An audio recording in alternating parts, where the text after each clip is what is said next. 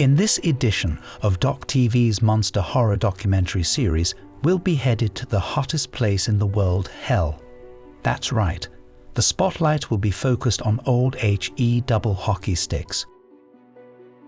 What the hell? In religion and folklore, hell is a location in the afterlife in which evil souls are subjected to punitive suffering, most often through torture, as eternal punishment after death. Religions with a linear divine history often depict hells as endless destinations, the most significant examples of which are Christianity and Islam. In contrast, religions that focus on reincarnation usually show hell as an intermediary period between incarnations, as in the Dharmic religions. Religions typically locate hell in another dimension or under Earth's surface. Other afterlife destinations include heaven, paradise, purgatory, limbo, and the underworld. Other religions, which do not conceive of the afterlife as a place of punishment or reward, merely describe an abode of the dead, the grave, a neutral zone located under the surface of Earth. Such places are sometimes equated with the English word hell, though a correct translation would be underworld or world of the dead. The ancient Mesopotamian, Greek, Roman, and Finnic religions include entrances to the underworld from the land of the living. Hell appears in several mythologies and religions. It is commonly inhabited by demons and the souls of dead people. A fable about hell which recurs in folklore across several cultures is the allegory of the long spoons. Hell is often depicted in art and literature, perhaps most famously in Dante's early 14th century narrative poem Divine Comedy. Punishment in hell typically corresponds to sins committed during life. Sometimes these distinctions are specific, with damned souls suffering for each sin committed. Still, sometimes they are general, with condemned sinners relegated to one or more chambers of hell or a level of suffering. In many religious cultures, including Christianity and Islam, hell is often depicted as fiery, painful, and harsh, inflicting suffering on the guilty. Despite these common depictions of hell as a place of fire, some other traditions portray hell as cold. Buddhist, particularly Tibetan Buddhist, descriptions of hell feature an equal number of hot and cold hells. Among Christian narratives, Dante's Inferno portrays the ninth and innermost circle of hell as a frozen lake of blood and guilt. The hell of Swahili mythology is called Kuzimu, and belief in it developed in the 7th and 8th centuries under the influence of Muslim merchants on the East African coast. It is imagined as an icy place. Sera religion rejects the general notion of heaven and hell. In the Sera religion, acceptance by the ancestors who have long departed is as close to any heaven as one can get. Rejection and becoming a wandering soul is a sort of hell for one passing over. The souls of the dead must make their way to Janu, the sacred dwelling place of the soul. Only those who have lived on earth according to Sera doctrines will be able to make this necessary journey and thus be accepted by the ancestors. Those who can't make the trip become lost and wandering souls, but do not burn in hell fire. According to Yoruba mythology, there is no hellfire. Wicked people are confined to Orun Apadi, the heaven of potsherds, while the good people continue to live in the ancestral realm, Orun Boba Eni, the heaven of our fathers. With the rise of the cult of Osiris during the Middle Kingdom, the democratization of religion offered to even his humblest followers the prospect of eternal life, with moral fitness becoming the dominant factor in determining a person's suitability. At death, a person faced judgment by a tribunal of 42 divine judges. If they had led a life conformed to the precepts of the goddess Ma'at, who represented truth and right living, the person was welcomed into the heavenly reed fields. If found guilty, the person was thrown to Ammit, the devourer of the dead, and would be condemned to the lake of fire. The person taken by the devourer is subject first to terrifying punishment and then annihilated. These depictions of punishment may have influenced medieval perceptions of the inferno in hell via early Christian and Coptic texts. Purification for those considered justified appears in the descriptions of Flame Island, where humans experience the triumph over evil and rebirth. For the damned, destruction into a state of non-being awaits, but there is no suggestion of eternal torture. The weighing of the heart in Egyptian mythology can lead to destruction. The tale of Camways describes the torment of a rich man who lacked charity when he died, and compared it to the blessed state of a poor man who has also died. Divine pardon at judgment always remained a central concern for the ancient Egyptians. Where the hell? The hells of Asia include the Bagobo Gimikoden, which is believed to be more of an otherworld, where the red region is reserved who those who died in battle, while ordinary people go to the white region, and in Dharmic religions, Kalichi or Naraka. According to a few sources, hell is below ground and described as an uninviting wet or fiery place reserved for sinful people in the Ainu religion, as stated by missionary John Batchelor. However, belief in hell does not appear in the oral tradition of the Ainu.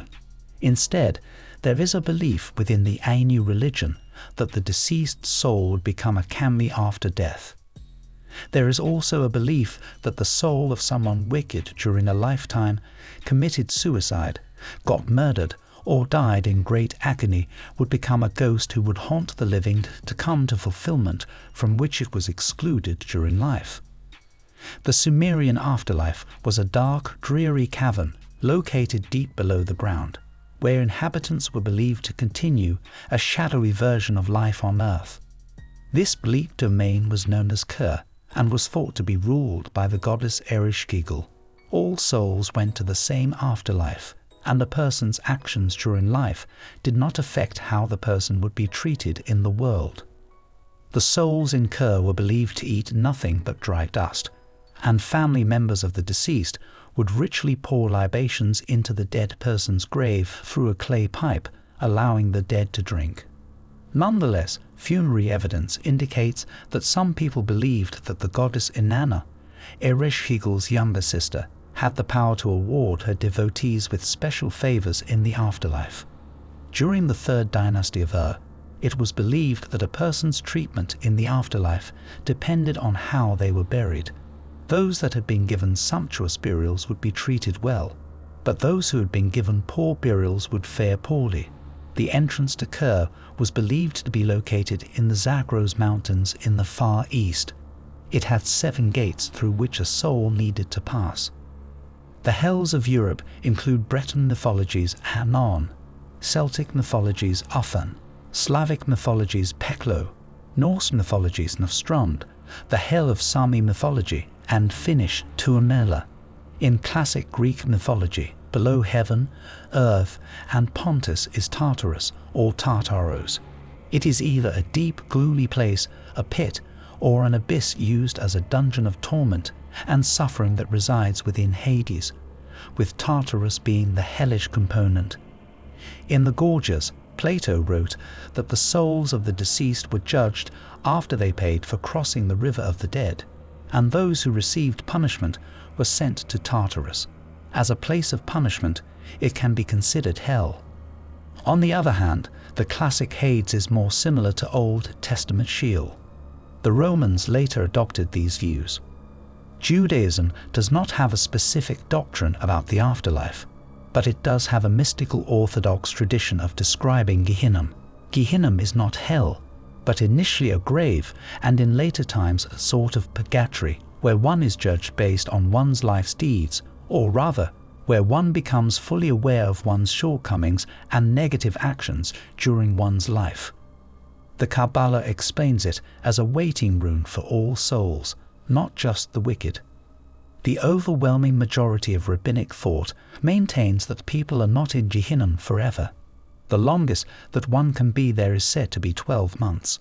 However, there has been the occasional noted exception. Some consider it a spiritual forge where the soul is purified for its eventual ascent to Olam Haba. This is also mentioned in the Kabbalah, where the soul is described as breaking, like the flame of a candle lighting another, the part of the soul that ascends being pure and the unfinished piece being reborn. According to Jewish teachings, hell is not entirely physical, but comparable to a very intense feeling of shame. People are ashamed of their misdeeds, which constitutes suffering that makes up for the evil deeds. When one has so deviated from the will of God, one is said to be in Gehinnom. This is not meant to refer to some point in the future, but to the very present moment.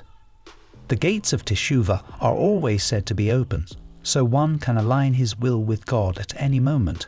According to the Torah, being out of alignment with God's will is a punishment. In the Septuagint and New Testament, the authors use the Greek term Hades for the Hebrew Sheol, but often with Jewish rather than Greek concepts in mind.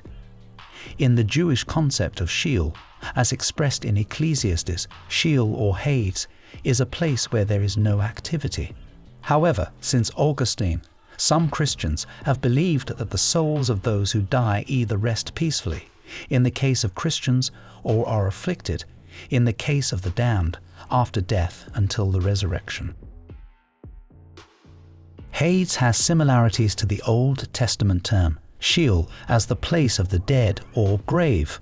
Thus, it is used about both the righteous and the wicked, since both winds up there eventually. Gehenna refers to the Valley of Hinnom, a garbage dump outside of Jerusalem. It was where people burned their garbage, and thus there was always a fire burning there.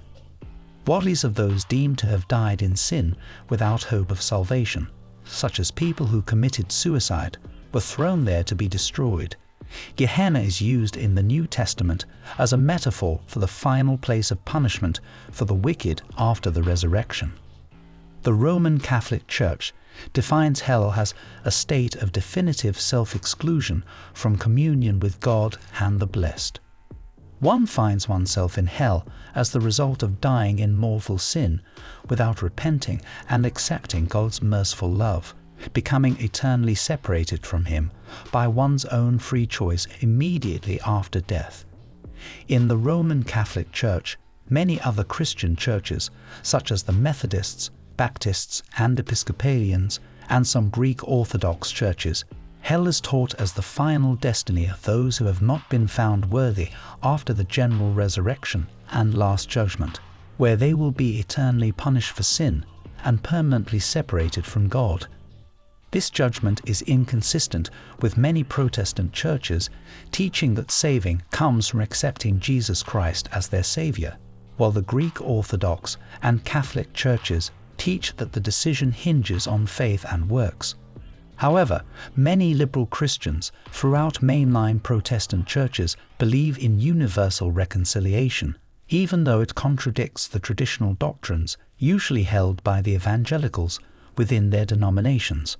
Regarding the belief in hell, the interpretation of extra ecclesiam nulla salus is also relevant.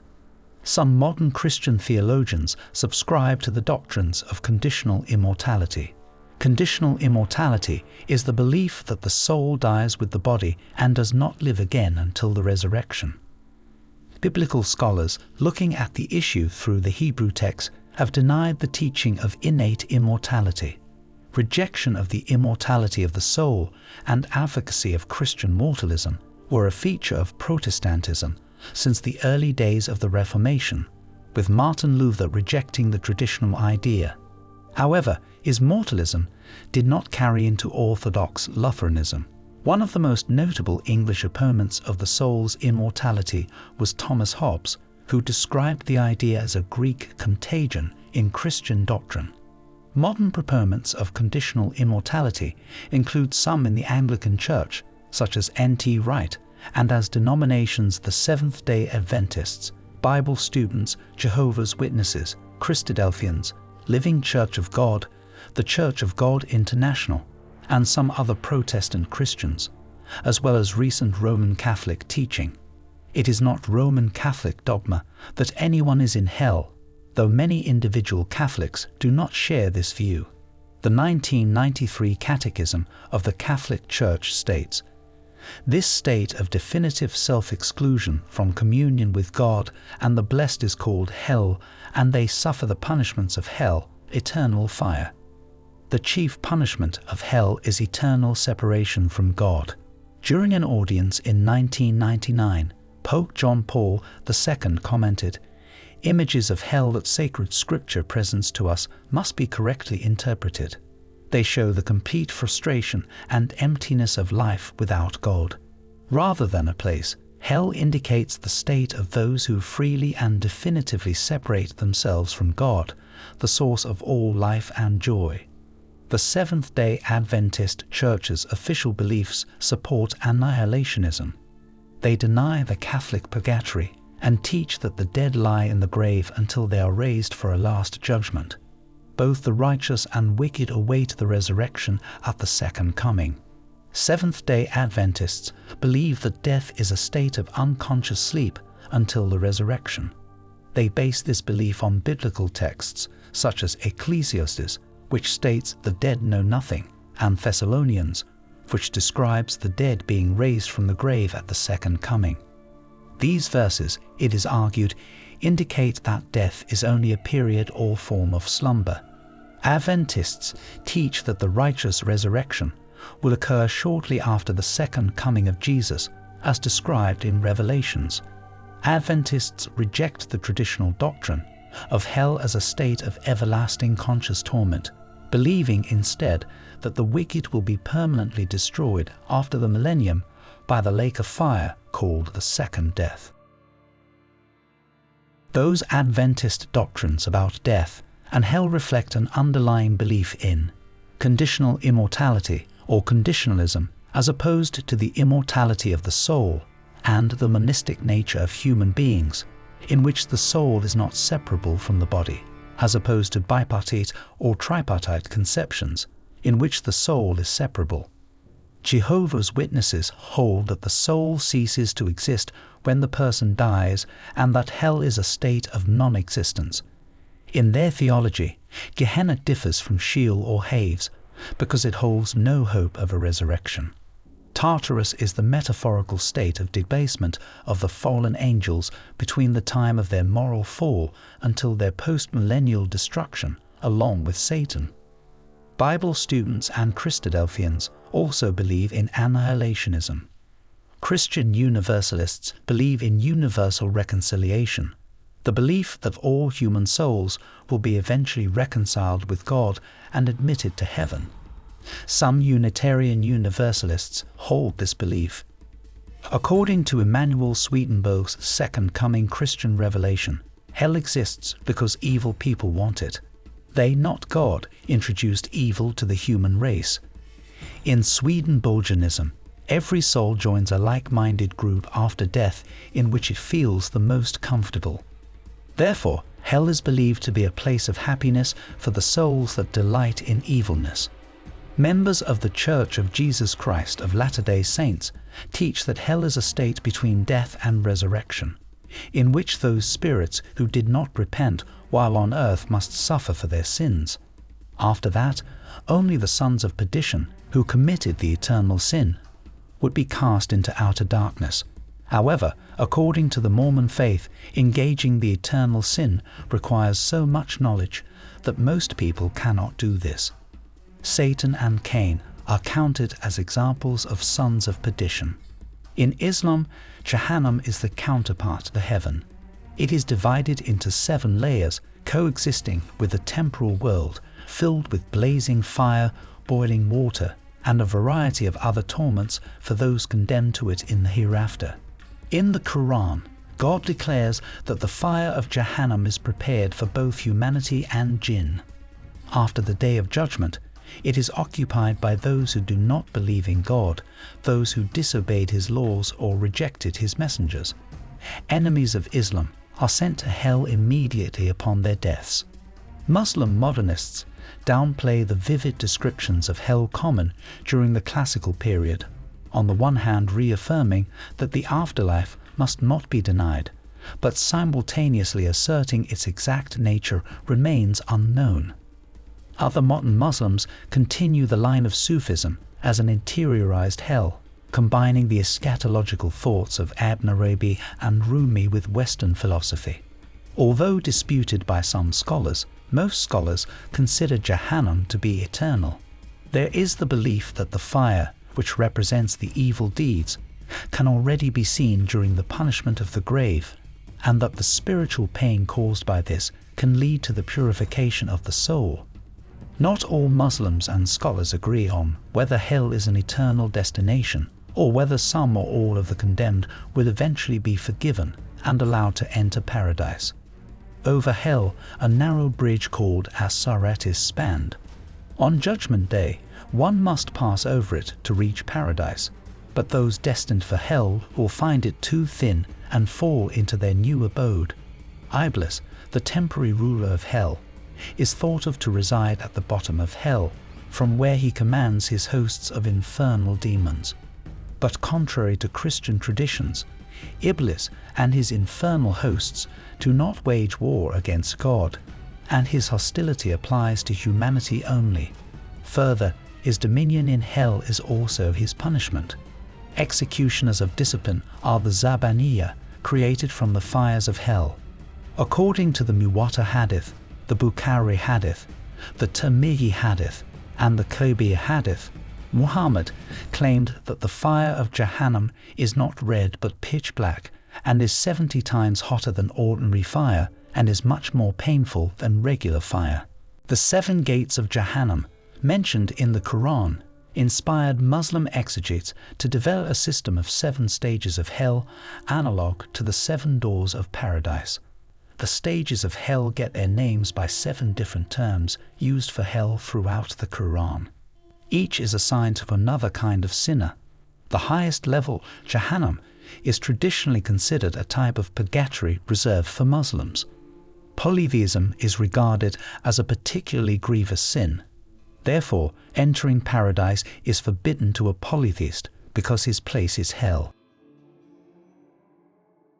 Although the earliest reports about Muhammad's journey through the heavens do not locate hell in the heavens, only brief references about visiting hell during the trip appear. But extensive accounts about Muhammad's night journey in the non-canonical but popular Mirror literature tell about encountering the angels of hell. Malik, the keeper of the gates of hell, appears in Ibn Abbas' Isra and Miraj. The doors to hell are either in the 3rd or 5th heaven, or in a heaven close to God's throne, or directly after entering heaven, at which point Muhammad requests a gaze at hell. Ibn Hisham gives extensive details about Muhammad visiting hell and its inhabitants punished wherein, but can only endure watching the punishments of the first layer of hell. Medieval sources often identified hell with the 7 earths mentioned in Quran, inhabited by devils, harsh angels, scorpions, and serpents who torment the sinners. They described thorny shrubs, seas filled with blood and fire, and darkness only illuminated by the flames of hell. In the Baha'i faith, the conventional descriptions of hell and heaven are considered symbolic representations of spiritual conditions. The Baha'i writings describe closeness to God as heaven and remoteness from God as hell. The Baha'i writings state that the soul is immortal and will continue to progress after death until it finally attains God's presence.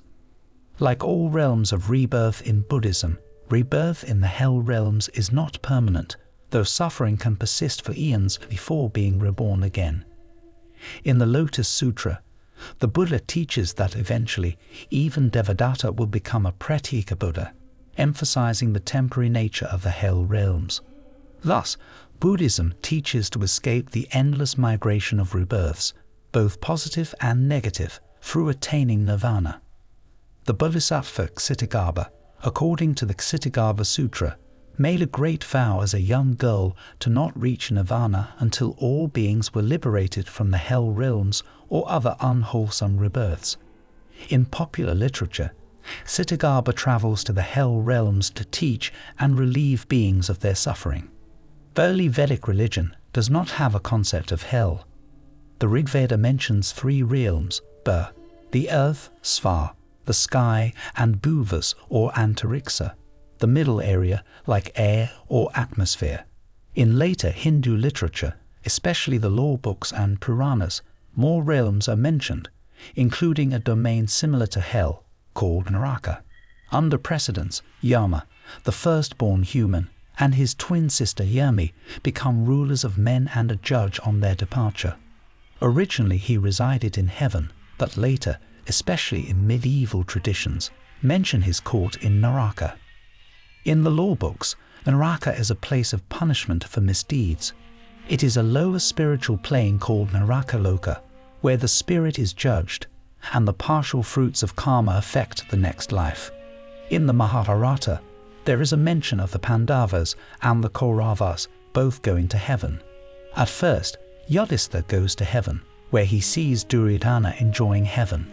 Indra tells him that Duryodhana is in heaven as he did his Kshatriya duties. Then he shows Yudhishthira hell, where it appears his brothers are. Later it is revealed that this was a test for Yudhishthira, and that his brothers and the Kauravas are all in heaven and live happily in the divine abode of gods. Hells are also described in various Puranas and other scriptures. The Garuda Purana gives a detailed account of hell and its features. It lists the amount of punishment for most crimes, much like a modern-day penal code. People who commit misdeeds are believed to go to hell and have to go through punishments following the transgressions they committed. The god Yama, also the god of death, presides over hell. Detailed accounts of all the misdeeds committed by an individual are kept by Chitragupta, the record keeper in Yama's court. Chitragupta reads out the misdeeds committed, and Yama orders appropriate punishments to be given to the individuals. These punishments include dipping in boiling oil, burning in fire, torture using various weapons, etc. in multiple hells. Individuals who finish their quota of sentences are reborn following their balance of karma. All created beings are imperfect and thus have at least one misdeed to their record. Still, suppose one has generally led a respectable life. In that case, one ascends to Svarga, a temporary realm of enjoyments similar to paradise, after a brief period of expiation in hell and before the next reincarnation, according to the law of karma. With the exception of Hindu philosopher Madhva, time in hell is not regarded as eternal damnation within Hinduism. In Jain cosmology, Naraka is the name given to the realm of existence having great suffering. However, a Naraka differs from the hells of Abrahamic religions, as souls are not sent to Naraka as the result of a divine judgment and punishment. Furthermore, the length of a being's stay in a Naraka is not eternal, though it is usually very long and measured in billions of years. A soul is born into a Naraka as a direct result of their previous karma and resides there for a finite length of time until his karma has achieved its total result. After his karma is used up, he may be reborn in one of the higher worlds because of an earlier karma that had not yet ripened. The hellish beings are a type of soul residing in these various hells. They are born in hells by sudden manifestation. They have a fixed lifespan ranging from 10,000 to billions of years in the respective hells where they reside. In Sikh thought, heaven and hell are not places for living hereafter. They are part of the spiritual topography of man and do not exist otherwise. They refer to good and evil stages of life respectively and can be lived now and here during earthly existence. For example, Guru Arjan explains that people entangled in emotional attachment and doubt live in hell on this earth because their life is hellish. Ancient Taoism had no concept of hell, as morality was seen as a man-made distinction, and no idea of an immaterial soul existed. In its home country China, where Taoism adopted tenets of other religions, popular belief endows Taoist hell with many deities and spirits who punish sin in various horrible ways. Diyu is the realm of the dead in Chinese mythology. It is very loosely based upon the Buddhist concept of Naraka combined with traditional Chinese afterlife beliefs and various popular expansions and reinterpretations of these two traditions. Ruled by Yanlu Wang, the king of hell, Liu is a maze of underground levels and chambers where souls are taken to atone for their earthly sins. Incorporating ideas from Taoism and Buddhism, as well as traditional Chinese folk religion, Liu is a kind of purgatory place which serves not only to punish, but also to renew spirits ready for their next incarnation. Many deities are associated with the place whose names and purposes are the subject of much conflicting information. The exact number of levels in Chinese hell and their associated deities differs according to the Buddhist or Taoist perception. Some speak of 3 to 4 courts, others as many as 10. The 10 judges are also known as the 10 kings of Yama. Each court deals with a different aspect of atonement. For example, murder is punished in one court, adultery in another. According to some Chinese legends, there are 18 levels in hell. Punishment also varies according to belief, but most legends speak of highly imaginative chambers where wrongdoers are sawn in half, beheaded, thrown into pits of filth, or forced to climb trees adorned with sharp blades. However, most legends agree that once a soul, usually referred to as a ghost, has atoned for their deeds and repented, they are given the drink of forgetfulness by Meng Po and sent back into the world to be reborn, possibly as an animal or a poor or sick person, for further punishment. Zoroastrianism has historically suggested several possible fates for the wicked, including destruction, purgation in molten metal, and eternal punishment, all of which stand in Zoroaster's writings. Zoroastrian eschatology includes the belief that sinful souls will remain in Duzak until, following the arrival of 3 saviors at 1,000-year intervals, Ahura Mazda reconciles the world, destroying evil and resurrecting tormented souls to perfection. The sacred Gathas mention a house of the lie for those that are of an evil dominion, of evil deeds, evil words, evil self, and evil thought, liars. However, the best-known Zoroastrian text to describe hell in detail is the Book of Arda Voref. It depicts particular punishments for particular sins, for instance, being trampled by cattle as punishment for neglecting the needs of work animals. The Mandaeans believe in the purification of souls inside Leviathan, whom they call Within detention houses, so-called matatas, the detained souls would receive so much punishment that they would wish to die a second death, which would, however, not yet befall their spirit. At the end of days, the souls of the Mandaeans, which could be purified, would be liberated out of Ur's mouth.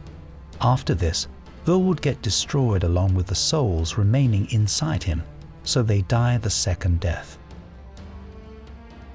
The Gardnerian Wicca and Alexandrian Wicca sects of Wicca include Wiccan laws that Gerald Gardner wrote, which state that Wiccan souls are privileged with reincarnation, but that the souls of Wiccans who break the Wiccan laws, even under torture, would be cursed by the goddess, never be reborn on earth, and remain where they belong in the hell of the Christians.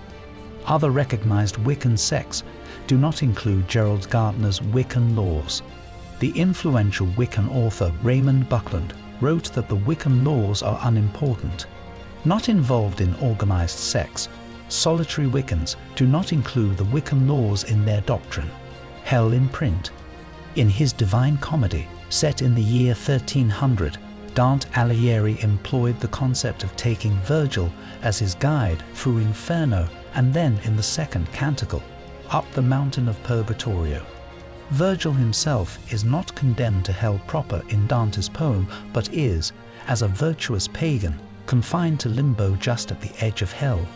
The geography of hell is very elaborately laid out in this work, with 9 concentric rings leading deeper into earth and deeper into the various punishments of hell until, at the center of the world, Dante finds Satan himself trapped in the frozen lake of Cocytus.